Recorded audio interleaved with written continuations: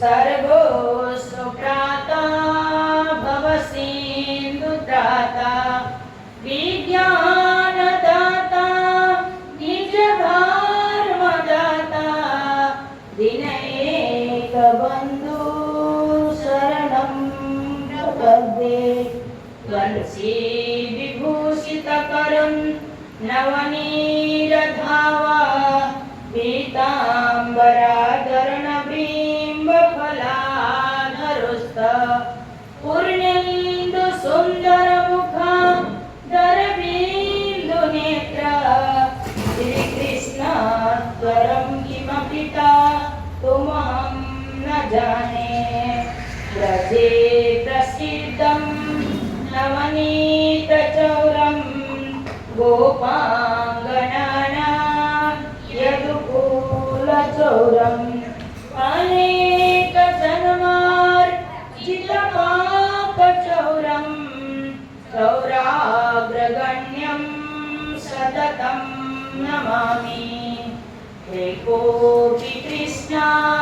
च पिता प्रणाम दशास्मेद विवितेन तुल्य दशास्मेति पुनरेति जन्मात् श्रीकृष्णात् प्रणामी न पुनर्भवाय त्वमेव माता च पिता त्वमेव त्वमेव बन्धु च सखा त्वमेव त्वमेव विद्या द्रविडं त्वमेव त्वमेव सर्वो मम देव देव त्वमेव सर्वो मम देव देव वन्दो सतगुरु चरण को करुधनि प्रेम प्रणाम अशुभ हरणाम मंगल करणाम श्रीदेव चंद्र जी नाम श्रीदेव चंद्र जी को दर्शन दियो जो है पूर्ण योग तारतम्य को तत्व करो हृदय बैठे सरो धाम धनी आनंद हो पावन पूर्ण नाम पर के परे परम पद सो कहिए प्रणाम श्री प्राणनाथ जमोलपति श्री मेराज सुनाम तेज कुमार श्यामा जुगल को पल पल करो प्रणाम पल पल करो प्रणाम। परम वंदनीय परम कृपालु अखंड दिव्य परम धाम में विराजमान सत चित आनंद स्वरूप पूर्ण ब्रह्म परमात्मा અને આ પાવન ભૂમિ ઉપર વિરાજમાન રામજી સીતાજી અને લક્ષ્મણજી આ મંદિરના પૂજારી શ્રી ભાઈજીવરાજ મહિલા મંડળ અને ત્યાંના ટ્રસ્ટગણ અને ગામના સમસ્ત સુંદર સાથનો મારા તરફથી કોટી પ્રેમ પ્રણામ છે પ્રણામ। આજે ધનપુરા આ પાવન ભૂમિ ઉપર કૃષ્ણ પ્રણામી નિજાનંદ સંપ્રદાયનો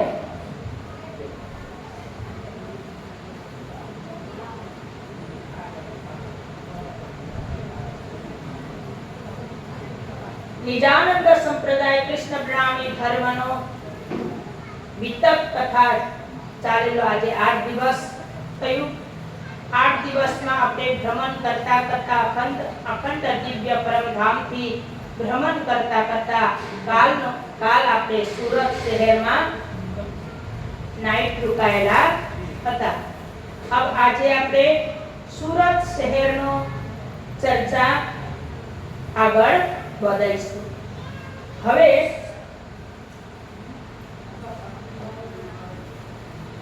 મહારાજ ઠક્કર શ્રીજી સાહેબ આજે મેં સુરત શહેર પહોંચી ચૂક્યા છે। હવે સુંદર સાત પણ ત્યાં પહોંચ્યા।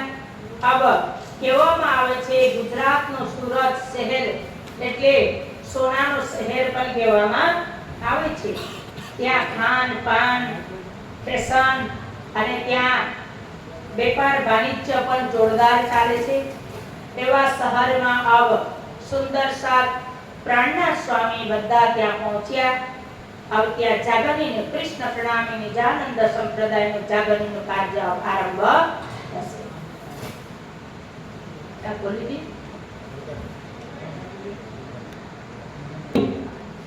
કેમ કે શ્રીજી સાહેબ જ્યાં પહોંચે એક જ કામ જાગરણીનું કામ આત્મા ખોજવાનું છે, આત્માનો પરમાત્મા સુધી પહોંચાડવાનું છે, આત્માનો અખંડ દિવ્ય પરમધામનું ઓળખાણ કરાવવું છે અને 25 અક્ષર પરમધામનું યાદ કરાવીને પાછા બ્રહ્મ સૃષ્ટિ સુંદર સાતનો પાછા લઈ જવાનો કાર્ય શ્રીજીનું છે। અવશ્ય શ્રીજી ત્યાં જઈને સત્સંગ ચાલુ કર્યા, જાગરણીનું કાર્ય ચાલુ કરે છે। ત્યાં વૈષ્ણવ સમાજ વધારે હતા।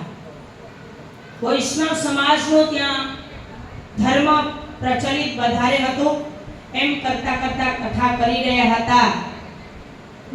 ભીમ ભટ્ટ અને શ્યામ ભટ્ટ બે જણ વેદના પ્રકાંડ વિદ્વાન હતા। એ લોકોનો પણ સમાચાર મળ્યા કે અહીંયા અલૌકિક અખંડ દિવ્ય પરમધામ અનાદિ હદ નહીં, બેહદનો નહીં, અક્ષરનો પણ નહીં, અક્ષરાતીતનો ચર્ચા કરનાર વાળા કોઈ સંત પધારી ચૂક્યા છે એ સમાચાર મળ્યો। કેમ કે ભાગવત નો વિદ્વાન, વેદના વિદ્વાનો, પુરાણો વિદ્વાનોનો એનો જ તપાસ હોય છે। કેમ કે એ લોકો વેદનો પરિપૂર્ણ છે, પણ વેદમાં છુપાયેલા જે વાણી ખુલાસા થયું નથી એનો તપાસ માટે એ લોકો રાહ જોઈને બેઠેલા હોય છે। આનું સારાંશ કોણ બતાવશે અને આનો ખુલાસા કોણ કરી આલશે? આજ સુધી તો કોઈને કર્યા નહીં અને કેટલું તપાસ કરે છે, કાંઈ મળ્યા નતા।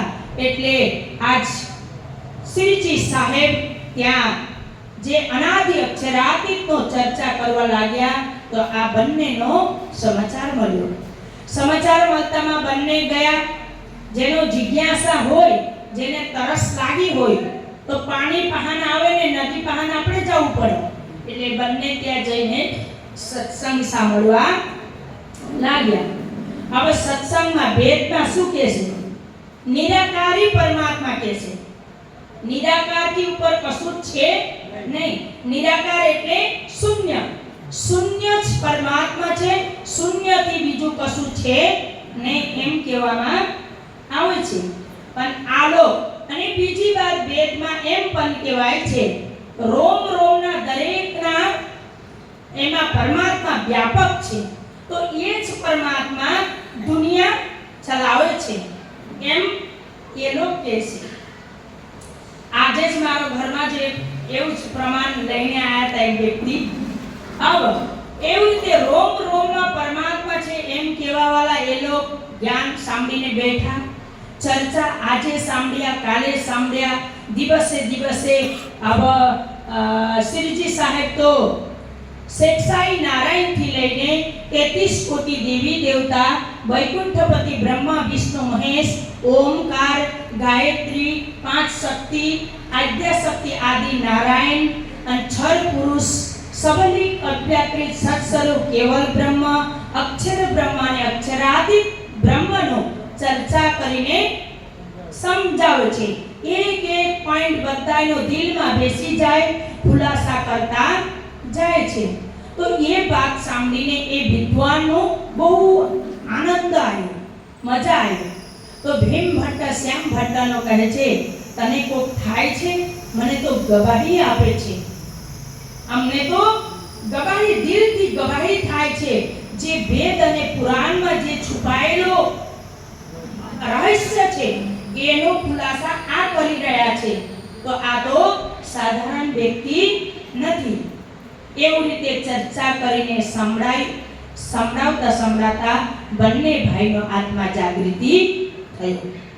બંનેનો આત્મા જાગૃતિ થઈને દિલ ખુશ થઈ ગયા અને પ્રમાણ સહિત દેવચંદ્ર મહારાજ ઠક્કર શ્રીજી સાહેબનો એ લોક દંડવત પ્રણામ કરીને કહે છે, હે શ્રીજી સાહેબ, આજથી તમારા ચરણમાં અમને પણ સામેલ કરો. આ સંપ્રદાયમાં, આ ધર્મમાં અમને પણ સામેલ કરો. અમને પણ બ્રહ્મ સૃષ્ટિ બનાવી ઓળખાણ થઈ ગયો છે એમ કહીને કહે છે અને બંને જણ સામેલ થાય છે. જ્યારે બંને સામેલ થયા, હવે શ્રીજી સાહેબનો પણ આવા વિદ્વાનો જરૂર હતો જાગરણી માટે.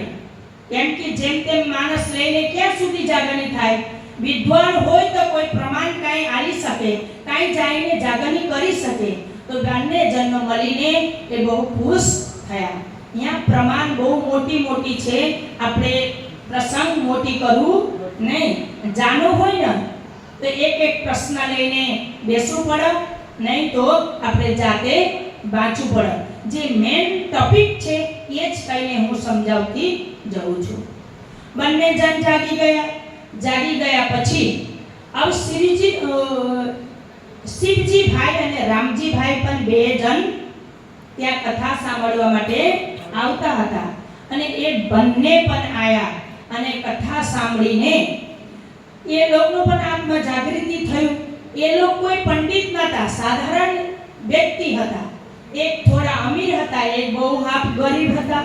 બંને જણ આયા અને એ લોકો સત્સંગ સાંભળીને જાગૃત થયા પછી વિચાર કરે છે, જ્યાં સદગુરુ દેવચંદ્રજીનું સ્થાન છે જ્યાંથી શ્રીજી આયા, કદાચ ત્યાં જઈને દર્શન કરવા મળે તો સારું એમ વિચારેનો ભાવના આવ્યું.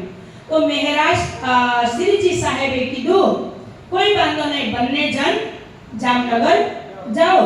ત્યાં બિહારીજી ગાદીપતિ સદગુરુ બેઠા છે, એને પ્રણામ કરીને દર્શન કરીને તમે પાછા આવો. ભીમ ભટ્ટ ઘોડા લઈને નીકળી ગયા અને રામભાઈનો કોઈ સાધન નહોતો એટલે એ ધીમે ધીમે હેડતા ગયા. ભીમભાઈ ત્યાં પહોંચી ગયા અને ત્યાં રસોઈનો પણ ભંડારા પણ એક આપી, બિહારીજીનો દક્ષિણા પણ આપી અને ત્યાં સુંદર આવકાર મળ્યો અને ત્યાં દર્શન કરીને પાછા વળ્યા. રામભાઈનો પહાણ ભંડારા આપવાનો મિલકત નહોતો અને હાથમાં વધારે આપવાનો, દક્ષિણા આપવાનો વધારે પણ નહોતો. જે પંચુરન એને જોડે હતો એ આપ્યા. પણ અમુક એવા હોય સંત મહાત્મા પણ કે જે વધારે દક્ષિણા આપે એને ભાવ વધારે આપવામાં આવે છે. એટલે અહીંયા લાલદાસજી મહારાજ કહે છે, આવું પણ કરાય નહીં. દુનિયામાં બધા અમીર થઈ શકે નહીં, બધા આપણને આલી શકે નહીં. આપણા આત્મા સુંદર સાથ બધા હરખા ના હોય, પણ આપણે દરેક સંત મહાત્મા હોય, સુંદર સાથ હોય, એક સમાન જોવું. આલી શકે તો પણ આપણા, ના આલી શકે તો પણ આપણા. આવું ભાવનાથી આપણે ચાલવું પડશે. અહીંયા લાલદાસજી મહારાજ કહે છે, પેલા ભાઈનો કોઈ આવકાર મળ્યો નહીં. 2-3 દાડા સુધી ત્યાં રોકાયા, પણ નિરાશ થઈને પાછા સુરત આયા. જ્યારે સુરત આયા પછી દુઃખની વાત સમજાઈ, કીધું. ત્યારે શ્રીજી સાહેબને બહુ ખોટું લાગ્યું, દુઃખ લાગ્યા પછી કીધું, કોઈ ચિંતા કરો નહીં, આપણે તો છીએ ને, અમે તો સુંદર સાથમાં સામેલ છે, કોઈ વાંધો નહીં, પોતાનો બુદ્ધિ અનુસાર બધા ચાલે છે, તમે દુઃખી થાવ ને એમ સમજાઈને એને પણ સામેલ કરીને જાગરણીનું કામ કાર્ય ચાલુ થયું. જાગરણીનું કામ ચાલતા એક દિવસ શું થયું?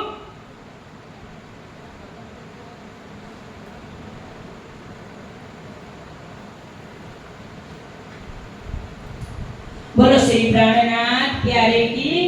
બીજી એક ભાઈ ગોવિંદ વ્યાસ નામના ભાગવતકાર હતા. એ પ્રકાંડ વિદ્વાન હતા, ભાગવતકાર. આજ સુધી એનો કોઈ પણ પ્રમાણ કોઈ પણ પ્રશ્ન કરી શકતા નતા એવા વિદ્વાન હતા, પણ એના અંદર 40 પ્રશ્નનો ખુલાસા થયું નતું. એ ગોવિંદભાઈનો પંડિતનો એને ખુલાસા થયું નતું. એ ખુલાસા કરનાર વાળા આજ સુધી મળ્યા નતા, તપાસ કરી રહ્યા હતા. તો સમાચાર મળ્યા કે આ તો પ્રકાંડ જ્ઞાની એક બેહદનો ચર્ચા કરવા વાળા પૂર્ણ બ્રહ્મ પરમાત્મા જેને ઉત્તમ પુરુષ કહેવાય છે એનો ચર્ચા કરનાર વાળા આયા છે. તો એ જિજ્ઞાસા લઈને ત્યાં કથા સાંભળવા માટે ગયા. કથા સાંભળ્યા પછી છેલ્લોમાં એ કહે છે, હે શ્રીજી સાહેબ, મારા જોડે ભાગવતનો 40 પ્રશ્ન ગુંથાયેલા છે, એનો ખુલાસા થતી નથી, તમે કરી આલતા હોય તો શ્રીજી સાહેબે કીધું કઈ કઈ પ્રશ્ન છે? તો બધું આ છર પુરુષનો હતા, આ છર બ્રહ્માંડના હતા. એક એક પ્રશ્નનો જવાબ આલતા ગયા. અને છેલ્લો 40 નંબરનો પ્રશ્ન હતો, બ્રહ્મ સૃષ્ટિ કે ચરણ રજ મૂડે થકે ત્રિગુણ એ વિદ કરી તપસ્યા એક કહે બત ભેદ વચન. अब वेद નો એક વચન 40મો પ્રશ્ન છે. श्री जी यहाँ के से ब्रह्म सृष्टि के चरण रज, समझन पड़ी ना?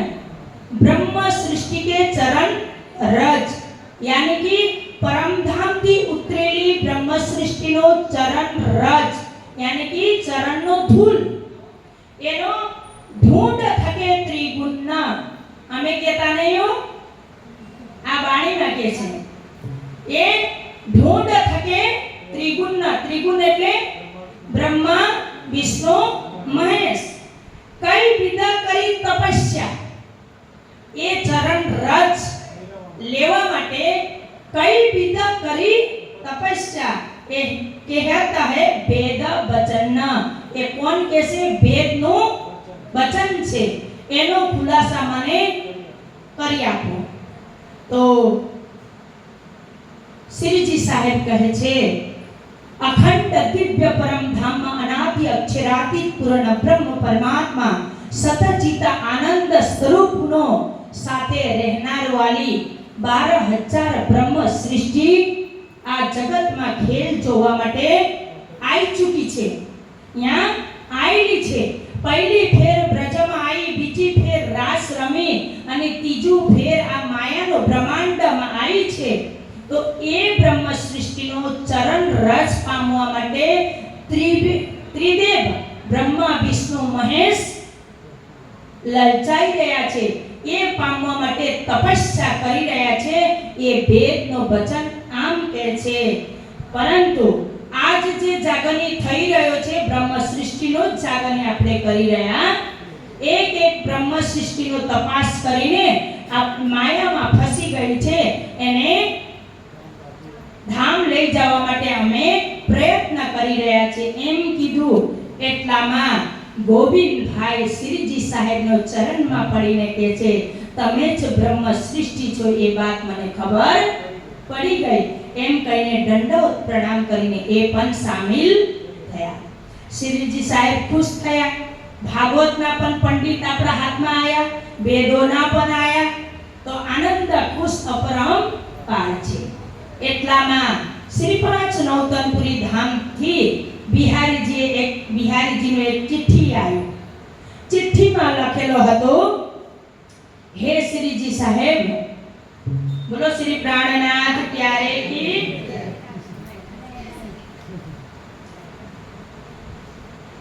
હે મહેરાજ ઠક્કર, હવે શું થયું?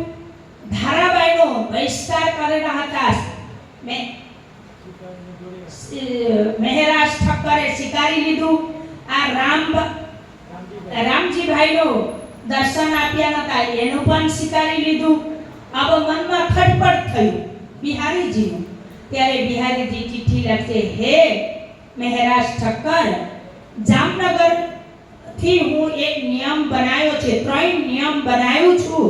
એ નિયમથી કૃષ્ણ પ્રણામી નિજાનંદ સંપ્રદાય ચલાવવું પડશે. એ નિયમ જામનગરમાં ચાલુ થઈ ચૂક્યો છે. હવે તમે પણ જ્યાં જ્યાં જશો આ નિયમ પાલન થવું પડશે. એ મારો ઓર્ડર, હુકમ એમ કહીને મોકલાયા. ચિઠ્ઠીમાં લખેલો હતો કઈ કઈ નિયમ. એકો તો નીચ જાત કો સુનાયો નહીં તાર તમ, दूजे राण स्त्री को तीजे कहे हम और तुम. નિયમ શું હતો? નીચ જાતિ જે છે એને તારતમ મહામંત્રનો જ્ઞાન, તારતમનું જ્ઞાન એને અપાય નહીં. બીજું છે દૂજ રાણ સ્ત્રી કો, જે વિધવા નારી છે એને પણ તારતમ જ્ઞાન અપાય નહીં. અને ત્રીજું નિયમ છે તમારા અને મારા સિવાય આ જ્ઞાનનો ચર્ચા, આ ધર્મનો ચર્ચા જાગની કોઈ કરે નહીં. બોલો શ્રી પ્રાણનાથ પ્યારે કી. થયું શું? એ ત્રણેય વસ્તુ શ્રીજી સાહેબનો વિરોધ. અને દેવચંદ્રજી પણ આ નિયમમાં નતા. દેવચંદ્રજી મહારાજે પણ આ નિયમ કોઈ દાડે કર્યા નતા. તો ફરીથી આ ચિઠ્ઠી વાંચીને વિચિત્ર લાગ્યો. ફરીથી જવાબ આપ્યા. અરે બિહારીજી, અમારા જ ગુરુ સદગુરુ દેવચંદ્રજી મહારાજે ઊંચ નીચ જાત ભેદ કશું જોયા નહીં. જેને પરમધામનો આત્મા ઓળખ્યા એ પરમધામનો આત્માનો જાગરણ કર્યા, તારતમનું જ્ઞાન આપી. સંસારમાં બ્રાહ્મણ જાતનો બ્રાહ્મણ છે, પરંતુ માછ મછલી ખાવા વાળા હોય અને નીચો જાતનો કુંભાર છે અને બા ભંગી છે, પરંતુ એ રાજ્યનું સેવા પૂજા હરપલ કરતો હોય તો બ્રાહ્મણ અને એમાં શું ફરક છે? આપણે એનું કર્મ જોવું પડે, એને ધર્મ જોવું પડે.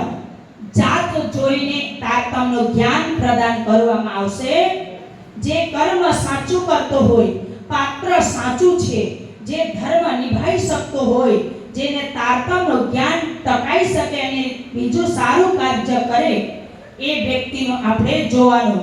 ન તો બ્રાહ્મણ, ન તો ક્ષત્રિય, ના તો શૂદ્ર, ન તો વૈશ્ય, એમાં ભેદભાવ આવે નહીં. બીજી વાત, વિધવા સ્ત્રીનો વાત તમે કર્યા. વિધવા સ્ત્રીનું તો આપણે સાથ લેવું પડે. એ તો સંસારથી પણ વૈરાગ્ય થઈ, એ તો માયાથી મુક્ત થઈ છે, પતિ વિનાનું થઈ.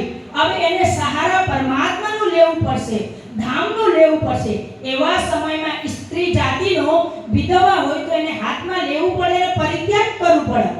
એ પણ ચાલશે નહીં. અને સદગુરુ મહારાજે ઉજીબાઈ જે જાતનો મુસલમાન હતી અને ઉપરથી વિધવા હતી, અમારા જ આગળ રહીબાનો આત્મા સમજીને એને તારતમ પ્રદાન કર્યા હતા. તો આપણે દેવચંદ્રજીનો નિયમનું કેમ ઉલ્લંઘન કરીએ? ત્રીજું વાત, તમારા અને મારા સિવાય જાગરની કોણ?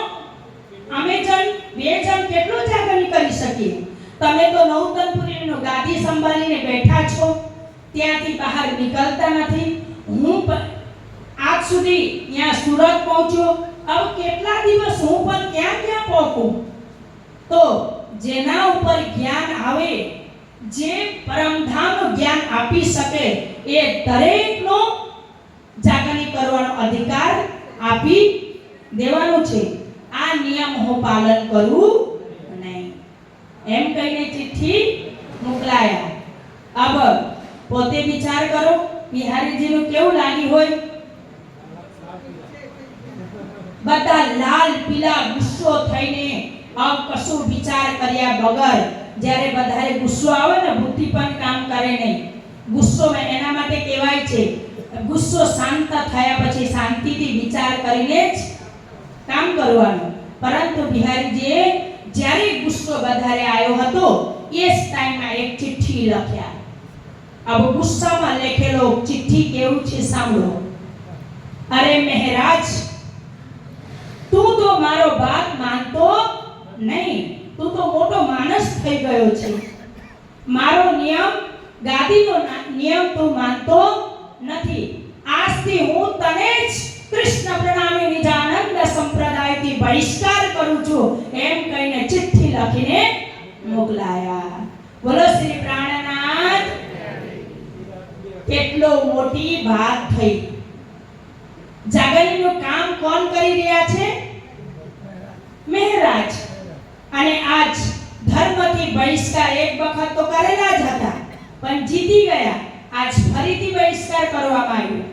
ચિઠ્ઠીમાં લખીને આવી રીતે મોકલાયા તો સમસ્ત સુંદર સાત દુખી થયા.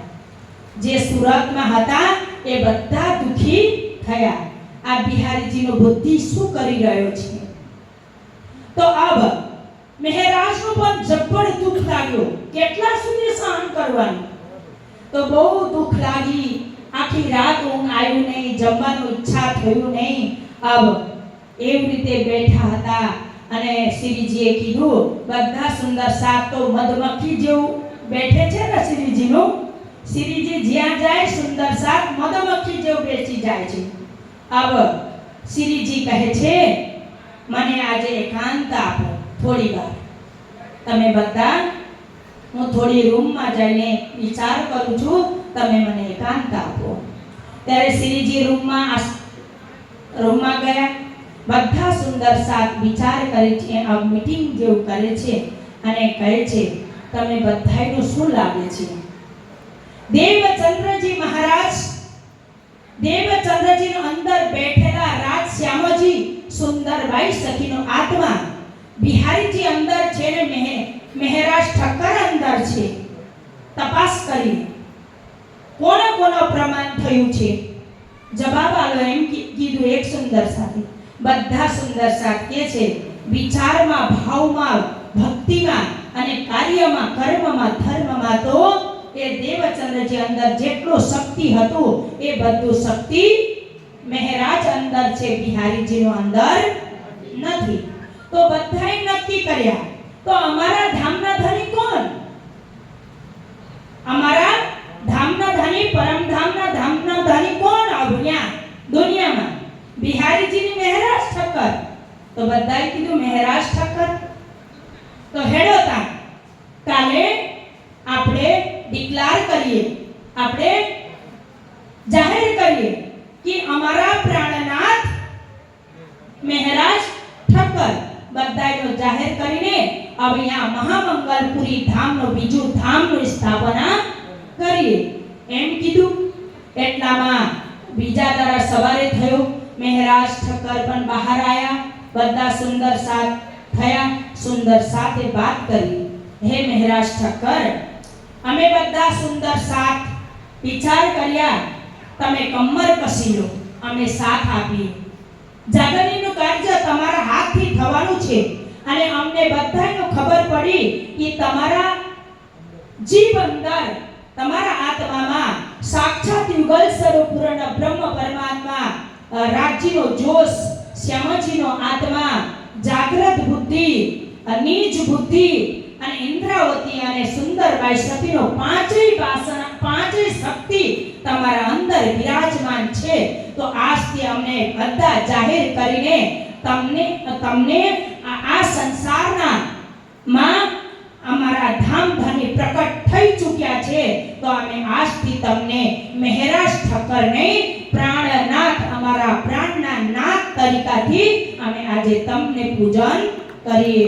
હવે અમે બિહારીજીમાં કોઈ જોતા નથી. સુંદર સાથે સુરતનો અંદર આમ થયું.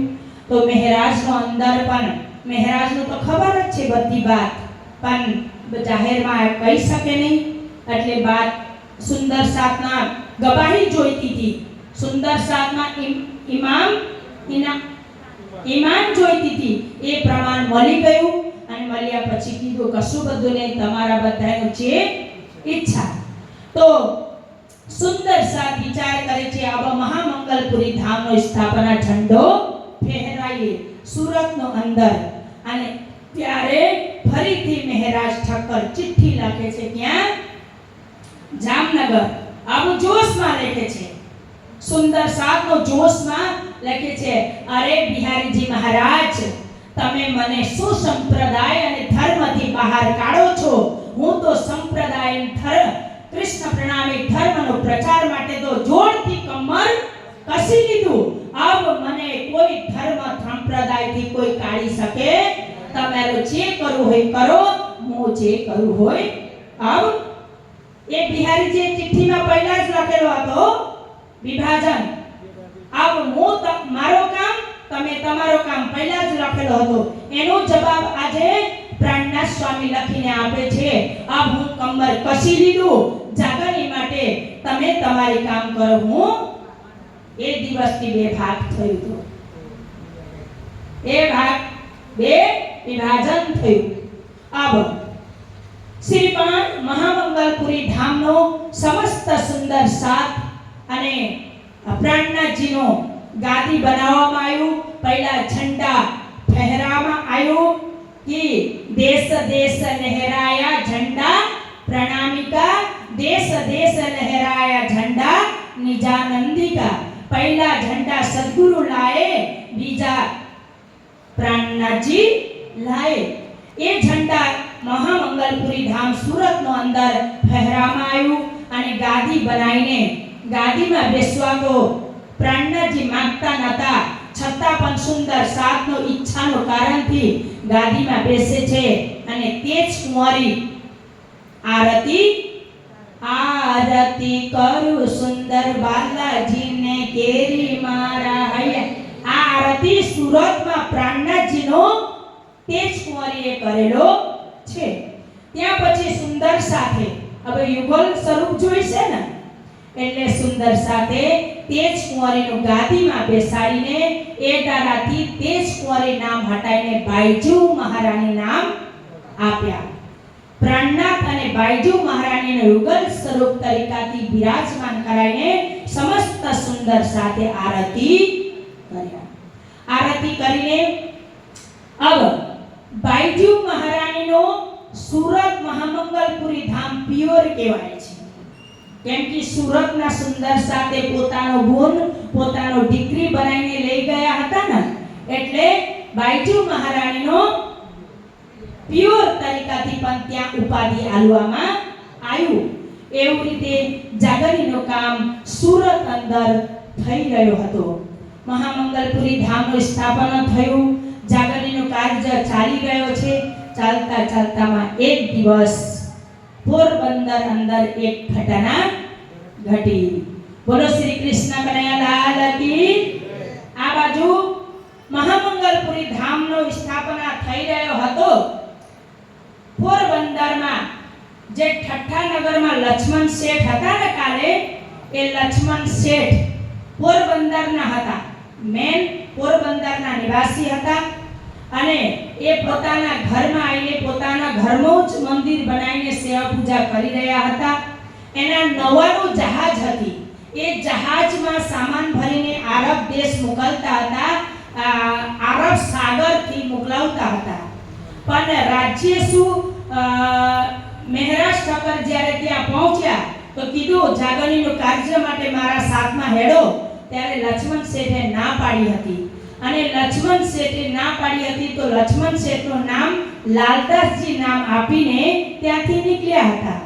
પણ આજે રાજ્ય શું કરે છે, મેં ત્યાં પ્રાણનાથજીનો લાલદાસજીનો જરૂર પડી, ત્યાં પ્રાણનાથજીનો લાલદાસ જેવા સુંદર સાધનો જરૂર પડી.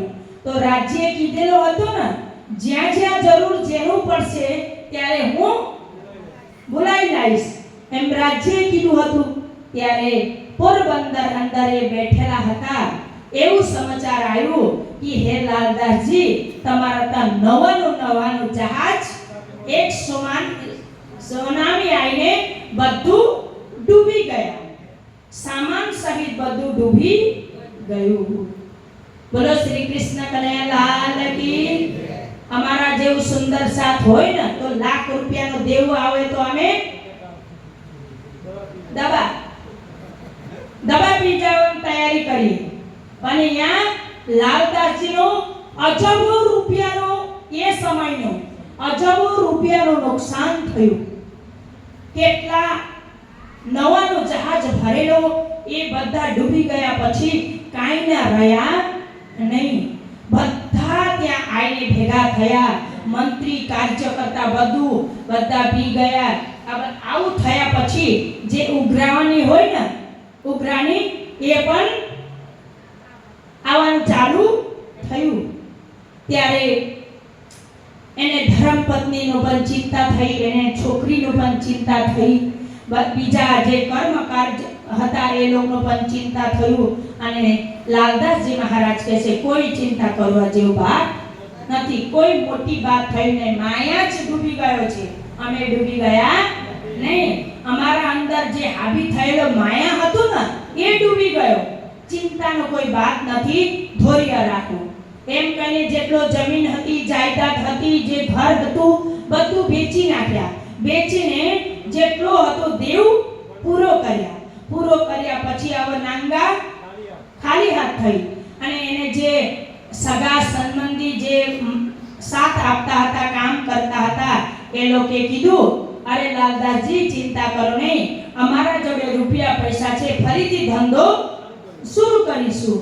તો લાલદાસજી મહારાજ હાથ જોડીને કહે છે અબ મારો માયામાં ફસવું શું? આ એમનેમ થયો, મારા ધામધની ઈશારા આપી રહ્યા છે.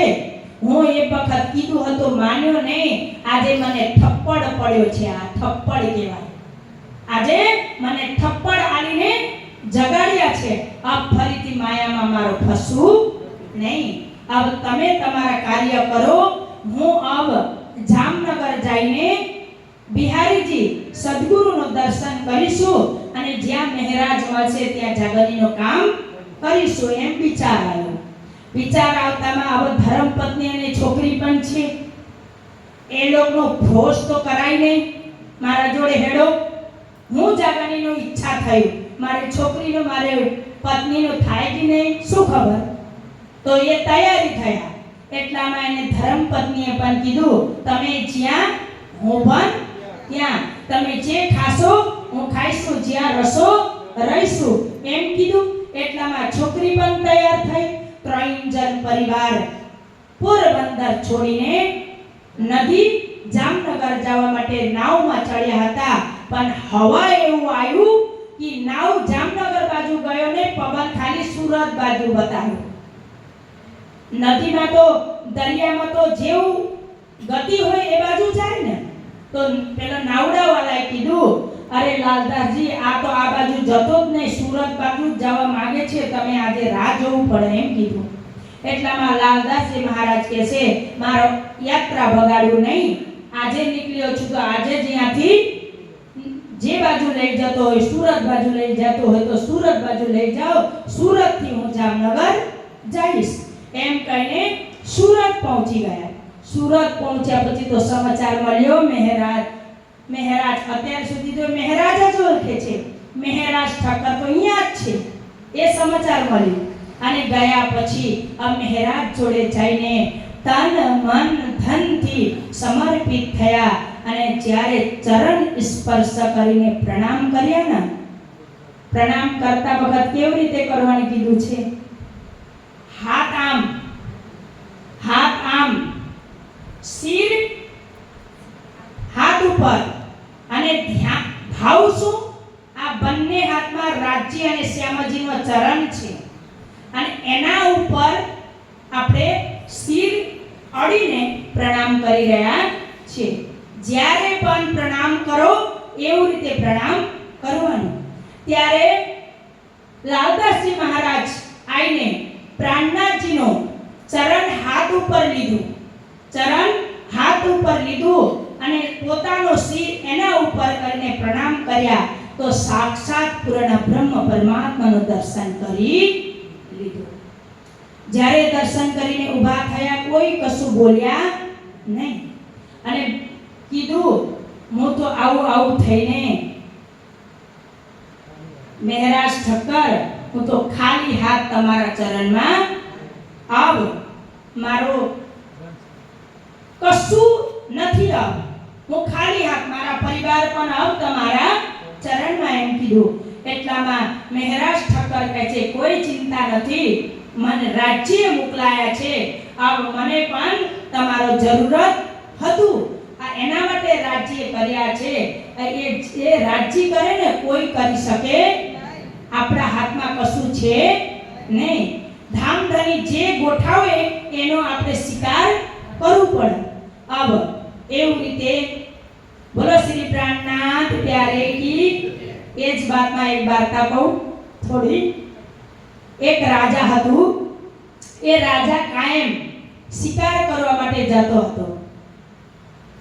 પરમાત્મા જે કરે સારા માટે કરે. તો રાજા કાયમ શિકાર કરવા માટે જતો હતો. કાયમ આગળ મંત્રી અને પાછળ રાજા ઘોડામાં અને પાછળ 25 સૈનિક લઈને શિકાર કરવા માટે જતો હતો. કાયમ એવું જતા જતા એક દિવસ શું થયું? નિયમમાં શું છે? આગળ મંત્રી, વચ્ચે રાજા, પાછળ સૈનિક. એક દિવસ શિકાર કરવા માટે તલવાર જ્યારે ખીચ્યા તો એક અંગલી કપાઈ ગયો રાજાનો. ત્યારે મંત્રીએ કીધું, જે કરે ભગવાન સારા માટે કરે છે, એમ કહી દીધું. રાજાનો અંગલી કપાઈ ગયો અને મંત્રી શું કહેશે? જે કરે ભગવાન સારા માટે કરે છે. રાજાનો બહુ દુઃખ થયું, મનમાં ગુસ્સો આવ્યો. તો હવે રાજ દરબારમાં જઈને મંત્રીનો બંધ કરી દીધો કારાગૃહમાં. મને આવું બોલવા વાળા. હવે કાયમ નિત્ય નિયમ છે, બીજા તારા પણ જંગલમાં તો જવું પડે, આવા શિકાર કરવા માટે તો જવું પડે. અને આજે પણ તૈયાર થયા. આગળ મંત્રી નથી, એ તો કારાગૃહમાં છે. આગળ રાજા ઘોડા ઉપર બેસીને નીકળ્યો, પાછળ 25 સૈનિક છે. એટલામાં પૂનમનો દારા હતો. એ દારા પૂનમનો દારા હતો. જંગલમાં ભીલ સમાજનો માતાજીનો પ્રોગ્રામ હતો. અને એ બ્રાહ્મણે કીધું હતું, કાલી માતાનો પ્રોગ્રામ છે તો બલિ તો આપવું પડે. તો હવે બલિ શોનો આપીએ? તો બ્રાહ્મણે કીધું હતું, પહેલા તમને જે નજરમાં આવે ને સવારે ઉઠીને એ જ નો તમે બલિ આપજો. હવે ભીલ સમાજ રાહ જોઈને તપાસ કરી રહ્યા હતા. એટલામાં રાજા મળી ગયો. તો રાજાનો પકડીને બંધી કરીને લઈ ગયા. પછી ત્યાં માતાજીનો આગળ તૈયારી કરી બલિ આપવા માટે. બ્રાહ્મણે બધું વિધિ બધું કર્યા, તપાસ તૈયારી થયું. જ્યારે તલવાર લઈને બલિ આપવામાં ગયું ને, એક ભાઈ કીધું, ઊભા રહો. તો બ્રાહ્મણ કહે છે, મુહૂર્ત થઈ રહ્યો છે, શું ઊભા રહો? તો આ વ્યક્તિ તો ખંડિત છે, આ બલિમાં ચડશે કેમ કે અંગલી કપાઈ ગયો છે, એનો એક અંગલી ખંડિત છે. આ ખંડિત જીવ ચાલે નહીં એમ કીધું. એટલામાં એ રાજા પછી હવે ધ્યાનમાં આવ્યું, અરે વાહ, કાલે મંત્રી કહેતો હતો જે કરે ભગવાન સારા માટે કરે છે, આટલું અંગલી કપાવવાથી આજે શિર કપાવવા માટે બચી ગયો. તો વાત તો સાચી જ છે. હવે રાજ દરબાર પહોંચીને મંત્રીને બહાર લાયા અને મંત્રીને કીધું, મારો તો ખબર પડી એક અંગલી કપાયો, જે કરે ભગવાન સારા માટે જ કરે છે, પણ તું આજ સુધી મારો આટલો ઈમાનદારી મંત્રી હતો, તારો કેટલો ઇજ્જત હતો, પણ તારો ઇજ્જત જોયા વગર હું કારાગૃહમાં બંધી કરી દીધું, તારો કેટલો અપમાન થયો, તો તારો શું ભલો થયો? અરે રાજા મહારાજા, આજે મને બંધી ના કર્યા હોય તો તમારા આગળ હું હતો કાયમ, પણ હું તો ખંડિત પણ નતો, હું તો પૂર્ણ હતો, પણ મને પકડીને બલિને આપી દે અને તમે મને બંધી કરી દીધો, હું પણ બચી ગયો, તમે પણ બચી ગયા. તો જે કરે પરમાત્મા સારા માટે જ કરે છે. અમારા બુદ્ધિ ત્યાં પોકતી નથી. ત્યાં એવું જ થયું. ત્યાં પ્રાણનાથ સ્વામી કરે છે, જે કરે પરમાત્મા રાજી સારા માટે જ કરે છે, હારું જ વિચારીને કર્યા છે. તમે આ બધું માયાની ચિંતા કરો નહીં. ત્યાં તો અજબો રૂપિયાનું નુકસાન થઈ, પણ અજબો કમાવાનો તૈયારી આપણે કરી રહ્યા છીએ એમ કીધું. એટલામાં જમવાનો આગ્રહ કર્યા કે દૂરથી આયા છે, જમો. ત્યારે લાલદાસજી મહારાજ કહે છે, મારો તો હું પ્રતિજ્ઞા લઈને આવ્યો છું, જ્યારે સુધી જામનગર જાઉં નહીં ત્યારે સુધી પ્રસાદ લેવું નહીં. ત્યારે મહારાજ ઠક્કર પ્રાણનાથ સ્વામી તો કશું બોલ્યા નહીં. બીજા જે ભીમ ભટ્ટ, શ્યામ ભટ્ટ, ગોવિંદભાઈ બધા હતા, અરે સાક્ષાત પૂર્ણ બ્રહ્મ પરમાત્મા તો અહીંયા છે, અમે ઓળખી લીધું અને આજે પ્રાણનાથ તરીકાથી અમે સ્વીકારી લીધું. એ જ ત્યાં તમે જામનગરનો જવાની જરૂર નથી. તમે પ્રાણનાથજીનો આગળ પ્રસાદ ગ્રહણ કરો તો તમારો પ્રતિજ્ઞા પૂરો થશે એમ કીધું. અને હવે લાલદાસજીનો પણ પ્રમાણ મળ્યો હતો. ક્યારે? જ્યારે આઈને દર્શન કર્યા હતા, સાક્ષાત રાજી શ્યામજી દેખાયા હતા ને, ત્યારે મન ગવાહી આલી. ત્યારે પ્રસાદ ગ્રહણ કરીને લાલદાસજી મહારાજ પરિવાર સાથે ત્યાં સામેલ થયા. એ જ લાલદાસજી મહારાજનો ભીતક કથા આપણે સાંભળી રહ્યા છીએ. બોલો શ્રી કૃષ્ણ કનૈયાલાલ કી, લાલદાસજી મહારાજ કી. હવે સુરતનો અંદર જાગરણીનું કામ ધૂમધામથી ચાલી રહ્યો છે. આ મહામંગલપુરી ધામનું પણ સ્થાપના થયું. અને મારા વિચારથી હું એક વાત કહું, સારું થયું કે બિહારીજી એવા હતા એટલે મંગલપુરી ધામનું સ્થાપના થયું. બિહારીજી આવા ના હોય ને તો પ્રાણનાથજી મહામંગલપુરી ધામ બનાવે જ ને. અને પ્રાણનાથજી નો ઓળખાણ કોઈ કરતા જ નહીં. અને એ તો ગાડીમાં બેસીને ત્યાં બેઠા આવું કર્યા એટલે પ્રાણનાથજી દેશ વિદેશ ફરીને જાગરણીનું કામ કરી શક્યા. આજે બિહારીજી ગાડીમાં ના બેસ્યા હોય તો મહારાજ ઠક્કરનું બેસાવવું પડતું હતું. મહારાજ ઠક્કર ત્યાં બેસ્યા હોય તો અમે કેવી રીતે જાગતા? તો જે કરે રાજજી સારા માટે જ કરે છે. આવું એવું રીતે સુરતનો કાર્ય પૂરો થયું. ત્યાં લીલા પૂરી થઈ. જાગરણીનું ધૂમધામથી જાગરણીનું કાર્ય વૈષ્ણવ સમાજ જાગ્યા, વેદવાલા જાગ્યા, પુરાણવાલા જાગ્યા, વેદાંતવાલા જાગ્યા, ભાગવતકારના પ્રકાંડ જ્ઞાની વિદ્વાન જાગ્યા. अब પૂરો થયા પછી પ્રાણનાથ સ્વામી કહે છે, अब આજથી પ્રાણનાથ ઉપાધિ લઈને પ્રાણનાથ સ્વામી કહે છે, अब સુરતમાં બેસી રહો તો ચાલશે ને, અહીંયાથી આપણે યાત્રા આરંભ કરવું પડશે. अब હું કમર કસી લીધું. अब જાગરણીનું કાર્ય માટે હેડવાડ છે. કોણ આવશો? સુંદર સાથ તૈયાર થાઓ, પણ તૈયાર રહેવાનું. કોઈ દારા ખાવા મળશે, કોઈ દારા નથી પણ મળવાનું, કોઈ દારા ઊંઘવા મળશે અને ઊંઘવાનું પણ ના મળો. કષ્ટ વરસાદમાં, પલરોનો તડકામાં તપવાનું બધું કરવું પડશે. અને જેનું મારા સાથે આવું હોય તો તૈયાર રહેજો એમ કીધું. તો ત્યાં 500 સુંદર સાથ ભેગા થયા. હવે ત્યાંથી ઘણા સુંદર સાથ ત્યાં ભેગા થયા. મુકુંદદાસજી મહારાજ ઘણા બધા ત્યાં ભેગા થયા અને થઈને 500 સુંદર સાથનો જંબાત લઈને પ્રાણનાથ સ્વામી મહામંગલપુરી ધામ સુરતથી યાત્રા કરીને અમદાવાદ આવે છે. અમદાવાદ આવીને 4 દાડા રોકાયા. 4 દાડા ત્યાં રોકાયા પછી ફરીથી સિદ્ધપુર અને પાલનપુર થઈને સિદ્ધપુરમાં પણ 22 દાડા રોકાયા.